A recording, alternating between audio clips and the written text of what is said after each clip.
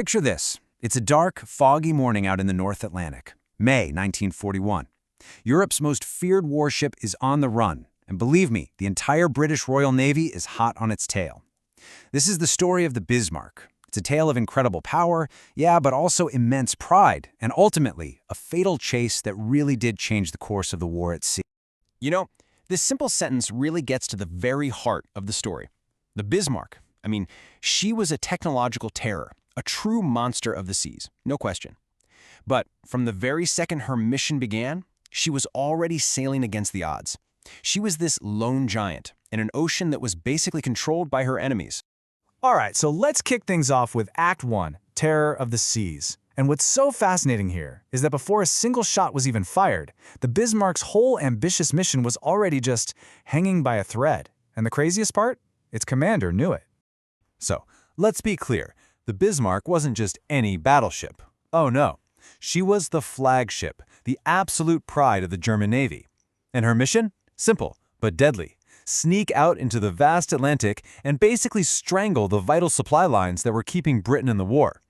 For the Allies, the very idea of this ship loose out there, well, it was a total waking nightmare. And right at the heart of this whole mission is the commander, a man named Günther Lutyens. Now, he's often seen as this, cold, calculating leader, but on the inside, he's deeply concerned. Look at this. His raiding force is less than half the size it was supposed to be. And even worse, they've already been spotted. He knows, absolutely knows, that a direct fight is the last thing he needs. The whole mission is just incredibly precarious before it's even really gotten started. Okay, that brings us to Act 2, Victory at a Cost. This is where things really escalate, the first major clash. The Bismarck is about to earn its legendary status, for sure. But in a really tragic twist of irony, this very victory is the thing that's going to seal its own fate. You can almost feel the tension crackling on the bridge here, right? You've got two British battleships, and one of them is the legendary HMS Hood, the pride of the entire Royal Navy, and they are closing in fast. The Bismarck's captain, Ernst Lindemann, he's getting antsy, just desperate to fight back as these enemy shells start landing way too close for comfort. And then you have the commander's reluctant but totally fateful decision.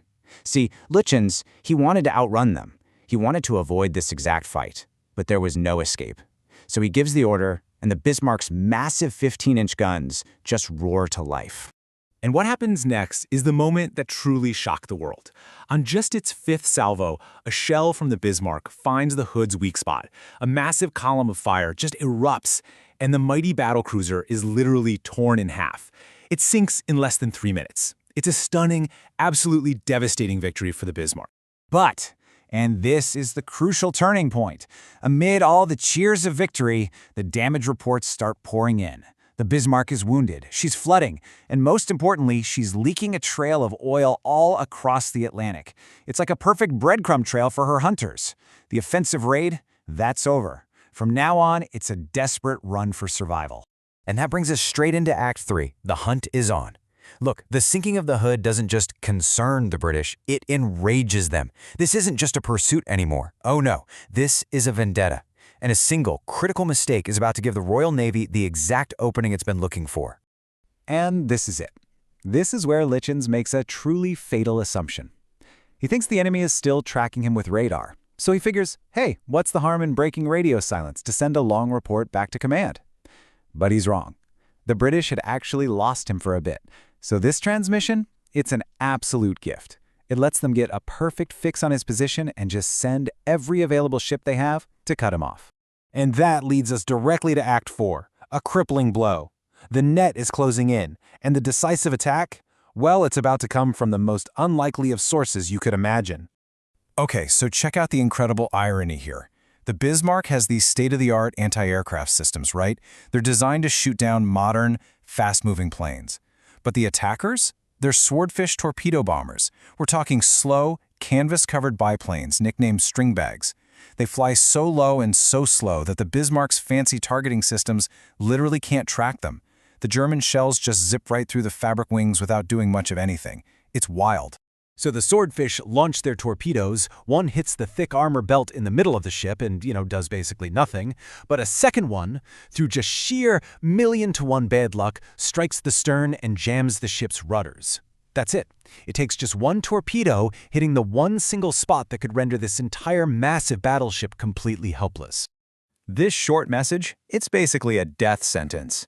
The crew, they tried desperately to free the rudders, but it's no use. The mighty Bismarck is now stuck sailing in circles right in the middle of the Atlantic. She's a sitting duck, with the full might of the Royal Navy bearing down on her.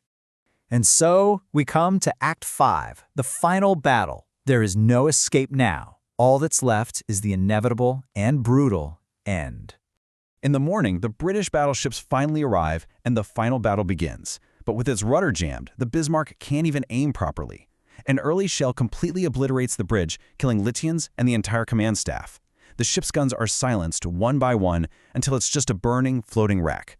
The orders given to scuttle the ship, to sink it themselves, and abandon it. And at 10:40 a.m., the Bismarck finally slips beneath the waves for the last time. The human cost was just immense. Think about this. Of the more than 2,200 young men on board, only 114 were pulled from those freezing Atlantic waters. It's a staggering loss of life that really drives home the tragedy of this whole epic chase. So when you look back at this whole incredible story, you have to ask yourself, what really doomed the Bismarck? Was it just the overwhelming force of the Royal Navy? Was it that 1 in a million lucky shot from an old, obsolete plane? Or was it the commander's single, fatal error? You know, the truth is probably a combination of all three, a perfect storm of factors that all came together to bring down the terror of the seas.